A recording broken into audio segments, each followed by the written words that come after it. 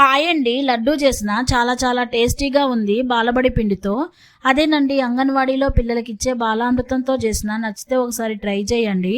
ఒక కప్పు కొబ్బరి తురుము కావాలి. ఒక చెక్క కొబ్బరి సన్నగా కట్ చేసి మిక్సీ గిన్నెలో వేసి గ్రైండ్ చేసి పక్కన పెట్టుకోవాలి. స్టవ్ ఆన్ చేసి బాండీ పెట్టి 2 చెంచాల నెయ్యి వేసి వేడెక్కినాక 3 కప్పుల బాలామృతం వేసి వేయించుకొని కలర్ మారినాక తీసి పక్కన పెట్టుకోవాలి. అదే బాండీలో 1 కప్పు బెల్లము, 1/2 కప్పు వాటర్ పోసి కరిగినాక వేళ్ళకు అంటుకునేలాగా పాకం వస్తే సరిపోతుంది. ఇందులో గ్రైండ్ చేసిన కొబ్బరి, 1 స్పూన్ యాలకల పొడి వేసి బాగా కలుపుకొని ఇప్పుడు వేయించి పెట్టుకున్న పిండిని వేసి కలుపుకోవాలి. జీడిపప్పు, బాదం, పిస్తా గ్రైండ్ చేసిన పౌడర్ను వేసుకొని బాగా కలుపుకొని కాచి చల్లార్చి కొంచెం వేడి చేసిన పాలని పోసుకోవాలి.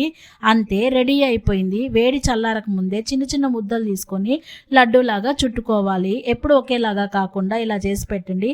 పిల్లలు హ్యాపీగా తింటారు. నచ్చితే లైక్ చేసి సబ్స్క్రైబ్ చేసుకోండి. Thank you.